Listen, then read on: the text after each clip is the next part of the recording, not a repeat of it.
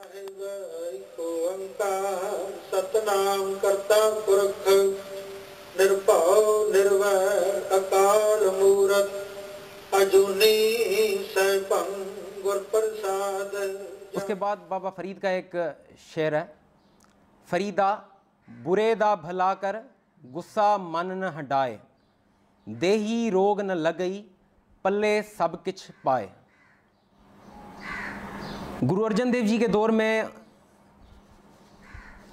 में उस दौर का जो बादशाह था उसका एक वज़ीर था चंदू शाह। चंदू शाह ने अपनी बेटी का रिश्ता गुरु जी के बेटे गुरु हरगोबिंद साहिब के लिए भेजा, जिसका गुरु जी ने इनकार किया, और उस इनकार की वजह से उस चंदू शाह ने गुस्से में आकर गुरु जी से बदला लेने की ठान ली।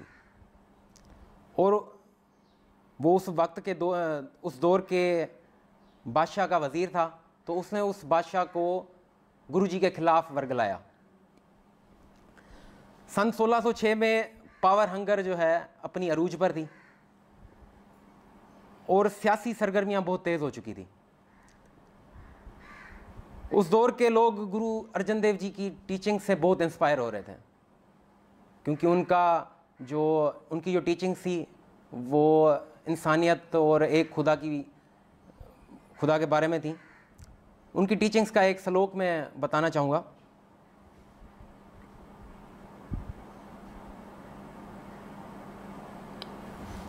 रामकली महला पंजवा, कोई बोले राम राम कोई खुदाए, कोई सेवै गुस्सैया कोई अल्लाह, कारण करण करीम कृपा धार रहीम, कोई नावे तीरथ कोई हज जाए, कोई करे पूजा कोई सिर निवाए, कोई पढ़े वेद कोई कतैब, कोई पढ़े वेद कोई कतैब, कोई ओढ़े नील कोई सुपेद, कोई कहे तुर्क कोई कहे हिंदू, कोई बाचे भिस्त कोई सुरगिंदू,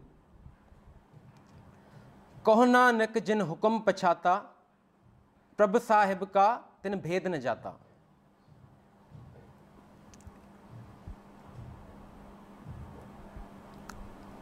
जब उनकी टीचिंग से काफ़ी लोग इंस्पायर हो रहे थे, तो उस दौर के बादशाह ने अपनी सियासी मुफादात को मज़हब की चादर में ओढ़कर गुरुजी को अनड्यू टॉर्चर किया। और उस वक्त जब जून की सख्त गर्मियों में गुरुजी को तत्ती तवी पे बिठाकर बेदर्दी से टॉर्चर करने की वजह से उनका जिस्म जलने की वजह से छली हो चुका था, तो उनको रावी नदी के किनारे उनके जले हुए पे नमक छिड़कने के लिए उनको रावी नदी पे लाया गया, और वहाँ वो पर्दे के पीछे आ गए। और उस जगह पे आज भी गुरुद्वारा कायम है, जिसको हम गुरुद्वारा डेरा साहिब कहते हैं।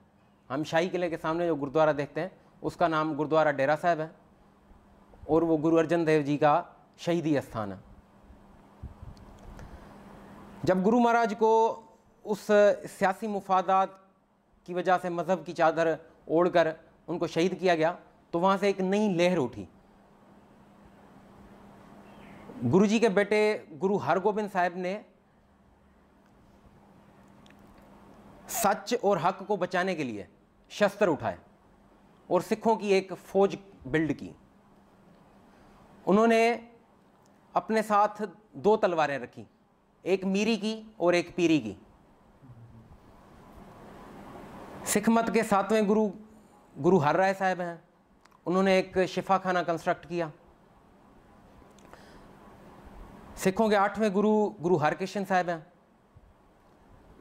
उनके बाद 9वें गुरु श्री गुरु तेग बहादुर साहब हैं। श्री गुरु तेग बहादुर साहब के दौर में इक़्तिदार को कायम रखने के लिए मज़हब को एक एज ए टूल इस्तेमाल किया जा रहा था, और उसी मज़हबी अफरा तफरी में कुछ कश्मीरी पंडित गुरुजी के पास उस दौर के बादशाह के जुल्म की इल्तिजा लेकर आते हैं और उनको कहते हैं कि जुल्म की इल्तिजा लेकर आते हैं। जिस पे गुरुजी उनको कहते हैं कि जाओ और उस बादशाह को बता दो कि अगर उन्होंने हमारे गुरु को इस्लाम कबूल करवा लिया तो हम सब इस्लाम कबूल कर लेंगे। जिसका सुन के उस दौर का बादशाह जो है गुरुजी को अरेस्ट करवा के दिल्ली ले आता है और वहाँ पे काफ़ी टॉर्चर के बाद उनको दिल्ली के चांदनी चौक में शहीद किया जाता है। और उस जगह पे आज भी गुरुद्वारा कायम है जिसको गुरुद्वारा सीसगंज कहा जाता है। सिख पंथ के 10वें गुरु गुरु गोबिंद सिंह हैं। उन्होंने सिखों को एक अलहदा कौम की पहचान दी, एक अलहदा नेशन बनाया, उनको रहने सहने के लिए कोड ऑफ कंडक्ट दिया। गुरु गोबिंद सिंह जी ने 1699 में केसगढ़ साहिब में खालसा की साजना की, जिसको हम जो खालसा की साजना एक जो अलहदा नेशन का उनको बनाया गया, उनको एक खालसा नाम दिया गया, खालसा की साजना दिवस उसको कहा जाता है। गुरुजी ने सिखों को 5 ककार दिए और वो 5 ककार हैं केस, कंघा, कड़ा, कछेरा, किरपान। केस होता है अनकट हेयर, कि किसी सिख ने अपनी ज़िंदगी में अपने जिस्म का कोई बाल नहीं काटना। कंघा लकड़ी की एक कंघी होती है जिसको आपने अपने बाल साफ करने के लिए इस्तेमाल करना है। कड़ा होता है, लोह का एक कड़ा होता है। कछेरा, चौथा ककार है कछेरा, और 5वां ककार है किरपान, जो एक किस्म का खंजर होता है। गुरुजी ने सिखों को दस्तार दी, दस्तार टर्बन जिसको कहते हैं, जो उनकी रिप्रेजेंटेशन है और उनके सर का ताज है। उसके बाद गुरुजी ने सिखों को, जो सिख मर्द हैं, उनको अपने नाम के साथ सिंह, जिसका मतलब शेर, और सिख औरतों को कौर, जिसका मतलब शहजादी है, लगाने का कहा।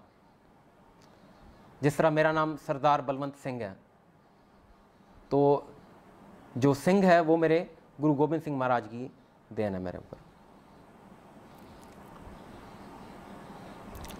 उसके बाद ग्रीटिंग्स इंट्रोड्यूस हुई। सत श्री अकाल, जिसका मतलब है कि ये सच है कि खुदा है। सत श्री अकाल, जिस तरह मैंने आपको पहले बताया काल क्या होता है, अकाल क्या होता है, अकाल मूरत, तो ये उसी तरह ही है। सत श्री अकाल, ये सच है कि खुदा है। और उसके बाद दूसरी है वाहिगुरु जी का खालसा, वाहिगुरु जी की फतेह। उसके बाद मैं आपको सिखों के मजहबी त्यौहार का बताना चाहूँगा कि सिखों के जो मजहबी त्यौहार होते हैं उसको गुरपर्व कहा जाता है।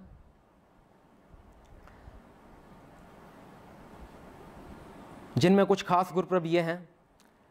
गुरु नानक देव जी का जन्म गुरपर्व, जो नवंबर में गुरुद्वारा ननकाना साहिब जन्म स्थान में मनाया जाता है, जो फैसलाबाद और शेखुपुरे के करीब है। तमाम दुनिया से सिख यात्री वहाँ पे हाज़िरी देने आते हैं। और उसके बाद गुरु गोबिंद सिंह जी का जन्म गुरपर्व, जो हर साल जनवरी में मनाया जाता है, जो सिखों के 10वें गुरु थे गुरु गोबिंद सिंह जी। उसके बाद तीसरा गुरपर्व है खालसा साजना दिवस। जिस तरह मैंने अभी आपको पीछे बताया कि गुरु गोबिंद सिंह जी ने सिखों को एक अलहदा नेशन श्री केसगढ़ साहिब में बिल्ड किया, तो उस इवेंट को हम खालसा साजना दिवस वैसाखी के दिन सेलिब्रेट किया जाता है। उसके बाद गुरु अर्जन देव जी का शहीदी गुरपर्व मनाया जाता है, जो जून में गुरुद्वारा डेरा साहिब शाही किले के सामने मनाया जाता है। गुरु तेग बहादुर साहब जी का शहीदी गुरपुरब, वो हर साल अक्टूबर में रखा जाता है।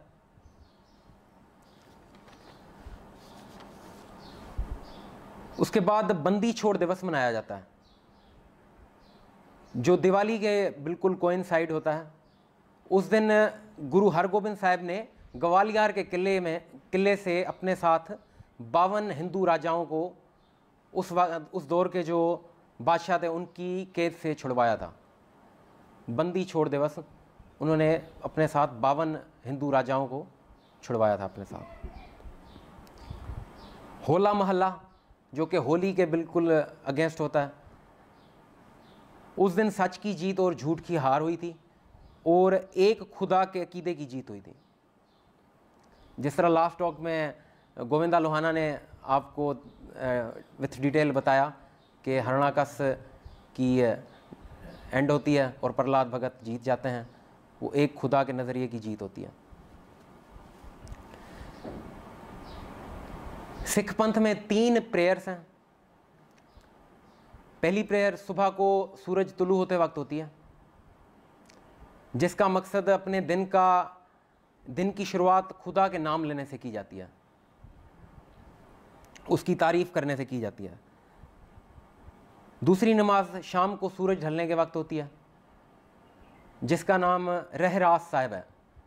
इसके नाम का लुग़वी मतलब इस तरह है कि रहने वाला काम पूरा करना। हमने अपने दिन में काफ़ी काम करते हैं, मगर एट द एंड हम अपने दिन का इख्तिताम खुदा को याद करके अपने दिन का इख्तिताम करते हैं कि एक काम हमारा रहता है और उसको हमने ख़त्म कर दिया। तीसरी और आखिरी प्रेयर रात को सोने से पहले होती है, जिसमें खुदा का शुक्राना किया जाता है कि तूने अपनी ब्लेसिंग से हमारा दिन बहुत ही बेहतर गुजारा और रात बेहतर गुजारने के लिए अपनी ब्लेसिंग कर हमारे ऊपर। और हर प्रेयर के बाद अरदास होती है, जो कि एक खुदा के सामने विनती होती है। सिख पंथ में वफात के बाद डेड बॉडी को जलाया जाता है, जिसके बारे में एक वर्स है, पवन में पवन समाया, ज्योति में ज्योत रल जाया, माटी माटी होई एक, रोवन हारे की कवन टेक।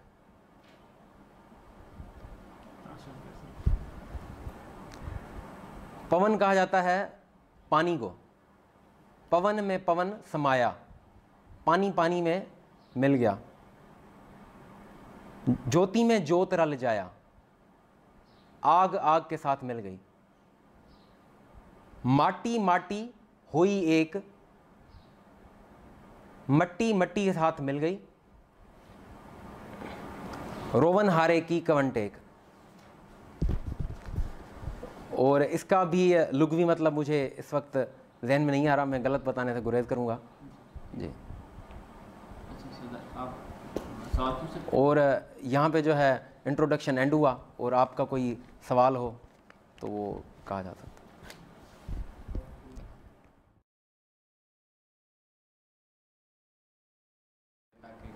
है। अभी अदनान बाजवा ने पूछा कि जिस तरह दूसरे मज़ाहिब में सेक्ट्स हैं, तो क्या सिखिज़म में भी सेक्ट्स हैं?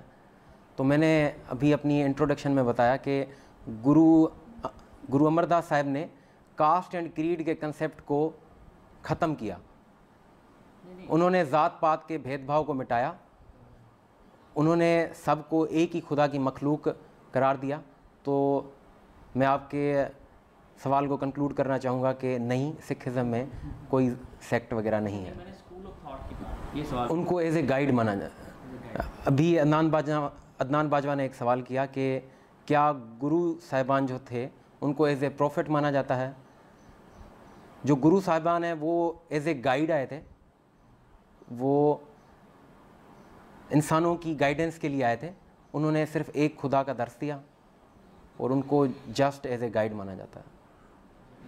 अभी हमें एक मैसेज रिसीव हुआ है कि अगर सिखिज़म मोनोथिस्टिक है तो जब गुरुद्वारे में जाके, सवाल ये है कि गुरुद्वारे में जाके कब्र के सामने माथा टेका जाता है, तो मैं उसमें जो है क्लेरिफाई करना चाहूँगा कि वो कोई कब्र नहीं होती, वो हमारे गुरु हैं, गुरु ग्रंथ साहिब महाराज। जिस तरह मैंने आपको बताया कि 10वें गुरु ने अपने आखिरी वक्त में उस गुरु ग्रंथ साहिब, जिसमें तमाम गुरु साहिबान की कंपाइलेशन, तमाम हिंदू और मुस्लिम जो दरवेश थे उनकी कंपाइलेशन, उनको कंपाइल करके, बानी को कंपाइल करके एक बुक की शक्ल दी गई जो ताहयात ज़िंदगी के लिए सिखों की रहनुमाई करेंगे।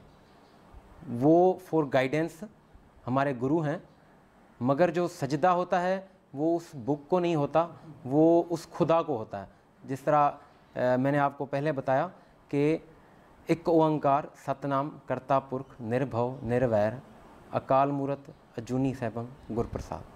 मेरे ख्याल और भी सवाल हैं, लेकिन मैं बाद में जी, कि जिस तरह मैंने आपको बताया कि 1699 में गुरु गोबिंद सिंह जी ने केसगढ़ साहिब में खालसा की साजना की। वो खालसा की साजना एक प्रोसेस है जिसमें वो इस तरह हुआ कि गुरु महाराज ने सर मांगा कि कौन अपने आप को सिखिज़म के लिए सेक्रीफाइस करना चाहता है। तो पहले 5 सिख आए जिन्होंने अपने आप को भेंट किया, उनको 5 प्यारे कहा जाता है। पतासे घोल के एक अमृत पान बनाया जाता है, जो पहले तो गुरुजी ने उनको 5 प्यारों को छकाया और फिर गुरुजी ने उन्हीं से खुद छका कि they are the first one, वो 5 प्यारे हैं। और उसके बाद खालसा साजना हुई, उनसे गुरु गोबिंद सिंह जी ने अमृतपान छका। तो अमृतपान छकने के बाद आपके ऊपर जो अमृतपान छकता है उसको खालसा कहा जाता है। तो ये जो है एक खालसा का कंसेप्ट है जो केसगढ़ साहिब में 1699 में खालसा साजना दिवस, उसको वैसाखी के दिन सेलिब्रेट किया जाता है, द बर्थ ऑफ खालसा। ये रस्म फिर चलती है? जी जी जी। मेरा भी सवाल के मिसाल, भाई बाला जो थे वो एक हिंदू थे और भाई मर्दाना जो थे वो एक मुस्लिम थे और बाय प्रोफेशन वो म्यूजिशियन थे, रबाबी थे, रबाबी मर्दाना। तो उन्होंने गुरुजी को उनकी तमाम लाइफ जो है अकम्पनी किया और कोई भेदभाव नहीं था।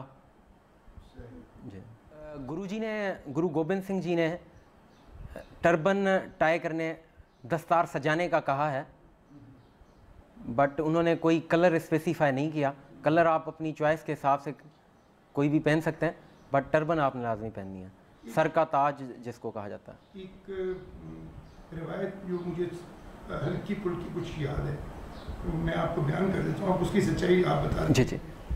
कि कोई एक सिख बुजुर्ग थे, उनका जत्था था और उनके पीछे मुगल फौज लगी हुई थी, और वो उनके पीछे पीछा करते करते एक मुसलमान दरगाह पे पहुंचे। अब ये जो मुझे वाकया जिस तरह झूठा सच्चा आधा पक्का जिस तरह याद है वो मैं बयान कर रहा हूँ, फिर बता दीजिए। तो जो दरगाह थी वहाँ पे नील का वो होता था, यानी जितनी ये नील होती है जिसको हम नील कहते हैं, ब्लू, वो मटकों में आई जाती थी और वहाँ से वो निकल के आगे डिस्ट्रीब्यूट होती थी। तो उनको जो बुजुर्ग थे, मुसलमान बुजुर्ग थे, उन्होंने उन मटकों में छुपा दिया कुछ देर के लिए। वो उनमें छुप गए और मुगल आए और उन्होंने कहा जी इधर तो कोई नहीं है, जो भी है जितने हैं आप जाएं आगे। और उस दौरान वो छुपे रहे उन मटकों में, और फिर जब उधर से वो निकल गए और थोड़ी देर बाद, जितने अरसे के बाद वो बाहर निकले, तो लेकिन वो सारे नीले हुए थे। तो उन्होंने अपने उस ग्रोह का, जो भी उस ग्रोह था, उसके लिए उन्होंने नीला रंग महसूस कर दिया। एक मैंने कहानी सुन रखी है, सच्ची है झूठी है कहाँ उसकी, मैं उसके ऊपर कोई बात नहीं। सर मेरा एक मुख्तसर सा नॉलेज है, तो इस तरह की कोई मतलब स्टोरी मैंने नहीं सुनी हुई। हो सकता है कि वो सच हो सकता है कि वो सच ना हो, मगर मेरे इल्म में इस तरह की कोई जो है कहानी नहीं है। सर मेरा ताल्लुक़ सिंध से है और मेरी मदर टंग सिंधी है, तो जहाँ तक पंजाबी और सिखिज़म का रिलेशन है वो इस तरह है कि गुरु महाराज मोस्टली पंजाब कल्चर से थे, तो इस वजह से उनकी मदर लैंग्वेज पंजाबी थी। तो समझने का जहाँ तक बात आती है तो वो एक्सपीरियंस ही है कि अगर आप पंजाबी कल्चर से नहीं भी हैं तो जितना आप उसको पढ़ेंगे तो आपका एक्सपीरियंस उतना बढ़ेगा और आपको समझ आएगी। जो मौजूदा पंजाबी बोली है सिखिज़म में पंजाबी की रस्मुल ख़त है जो तकरीबन हिंदी की तरह दिखती है मगर टोटली डिफरेंट है। पर गुरु ग्रंथ साहिब के अंदर जो है सिर्फ पंजाबी के अंदर तहरीर नहीं है, उसमें डिफरेंट लैंग्वेजेस के अंदर तहरीरें हैं जिसमें फ़ारसी भी एक है। अच्छा सरदार जी, एक सवाल ये इस्लाम से पहले हज़रत ईसा बुक लेकर आए थे तो तौरात, अंजील, ज़बूर आई थी, तो क्या इस तरह सिखिज़म का भी है पीछे किसी के साथ कोरिलेशन? आप यही सवाल करना चाहते हैं? तो मोनोथीज़म का कंसेप्ट जो है वो शुरू से ही आ रहा है, उसको गुरुजी ने किसी के साथ रिलेट नहीं किया, उन्होंने सबको सही कहा है। गुरु ग्रंथ साहिब के अंदर राम भी लिखा हुआ है, रहीम भी लिखा हुआ है, वेद भी लिखा हुआ है, कुरान भी लिखा हुआ है। उन्होंने ना किसी को ज़्यादा बेहतर बताया है ना किसी को कम बताया है। उन्होंने कहा सब सही हैं। उन्होंने सिर्फ इंसानियत और एक खुदा के जो बिलीफ है उसके ऊपर ज़्यादा ज़ोर दिया है। मैंने अभी बताया कि गुरु नानक देव जी जो थे उनका जन्म एक हिंदू घराने में हुआ, मेहता कालू जी के घर। मेहता कालू एक हिंदू थे, खत्री थे। तो 1699 तक सिखिज़म एक अलहदा नेशन नहीं थी। सिखिज़म गुरुजी के सिख जो थे, गुरुजी के फॉलोअर्स जो थे उनको सिख कहा जाता था। वो एक अलहदा नेशन, एक अलहदा मज़हब नहीं था। तो 1699 में गुरु गोबिंद सिंह जी ने उनको एक अलहदा मज़हब, एक अलहदा नेशन की पहचान दी। ठीक है। दूसरा एक और सवाल ये कि आपने मुझे 5 मतलब ककार जी जी ककार कैसे कहते हैं, रूल्स के गुरु गोबिंद सिंह जी ने जब खालसा की साजना की तो उनको 5 चीज़ें रखने को कहा, लाजमी उनके ऊपर फ़र्ज़ कर दी। तो पाँचों का जो हरूफ जिससे वो स्टार्ट होते हैं वो काफ है, तो उनको 5 ककार कहा जाता है। केस, कंघा, कड़ा, कछेरा, किरपान, अब सवाल ये इनको 5 केस कहा जाता है। सवाल ये है कि अभी अदनान बाजवा ने एक सवाल किया कि इन 5 ककारों में से कोई भी एक ककार आप नहीं रखते तो क्या आप स्टिल सिख रहते हैं या नहीं रहते? तो इस तरह नहीं है। ये आपके ऊपर फ़र्ज़ की गई हैं, ये जो है आपकी रिप्रेजेंटेशन है, आपकी कमिटमेंट टू योर रिलीजन है। तो चाहे आप 1 ना रखें या 3 ना रखें, आप सिख हैं। जैसे आप नमाज नहीं पढ़ते पर आप मुसलमान हैं। सर मैं कि सियासी सवाल नहीं, आज का जो टॉक है वो इंट्रोडक्शन टू सिखिज़म है और वो इंडो पाक के ऊपर तमाम सिखों के लिए ये 5 ककार हैं, ना पर्टिकुलरली ना मर्दों के लिए हैं, ये औरतों और मर्दों दोनों के लिए हैं। नहीं, क्या औरतों के लिए भी 5 ककार मैंने पग बांधना जी जी सब कुछ? बिल्कुल। पग बांधना इज नॉट कड़का। पग बांधना उनके ऊपर Uncut hair। कहा गया। अनकट हेयर एंड किरपान, वो चीज़ें ककार आती हैं। केस, कंघा, कड़ा, कछेरा, किरपान। ठीक है, पग बांधना एक रिप्रेजेंटेशन है, वो सर का ताज है। ठीक है। तो जैसे हर सिख के ऊपर पग बांधने का कहा गया है, तो वो चाहे औरत हो, वो चाहे मर्द हो, तो उसको टीचिंग है गुरु महाराज की कि उसने टर्बन टाई करनी है, उसने सिखिज़म की रिप्रेजेंटेशन बांधनी है, उसने सर का ताज सजाना है, तो वो बांधे और ना बांधे उसमें उसका पर्सनल है। एक जैसे इस्लाम में आजकल के दौर में किरपान का एक जो सिंबॉलिक मतलब है वो ये है कि आपने एक शस्त्र अपने पास रखना है जो आपने सेल्फ डिफेंस और मज़लूम की रक्षा के लिए इस्तेमाल करना है। तो आजकल के दौर में जब गन्स वगैरह आ गई हैं तो जाहिर सी बात है आपकी कि किरपान वहाँ पे कहाँ पे उसको कैटर करेगी। तो आजकल के दौर में हर जगह जहाँ पे भी जाएं तो वो डैगर लेकर जाने के लिए पाबंदी होती है, तो वो जस्ट एज ए सिंबल एक 6 इंच से छोटा ब्लेड और blunt blade just for the symbolic purposes वो रखा जाता है अपने पास। नहीं, खुदा को याद करने के लिए कोई स्पेसिफाई डे नहीं दिया गया, आप उसको किसी भी वक्त याद कर सकते हैं। मगर उसके अलावा जो है सिखिज़म में सुखमनी साहब और आसा दीवार और इस तरह काफ़ी बानियाँ हैं जो आप पर्टिकुलरली किसी मकसद के लिए, सुखमनी साहब जो सुखों के लिए दुआ की जाती है, आसा दीवार अपनी ख्वाहिशात के लिए जो है पढ़ी जाती है कि रब जो है उसको सुने। तो इस तरह काफ़ी हैं, मगर कोई दिन स्पेसिफाइड नहीं है कि आपने जुम्मे वाले दिन या किसी पर्टिकुलर डे के ऊपर आपने नमाज़ पढ़नी है। जो गुरतागदी दी गई थी वो जो मैंने आपको गुरु बताया उन्हीं को ही हुई थी, मगर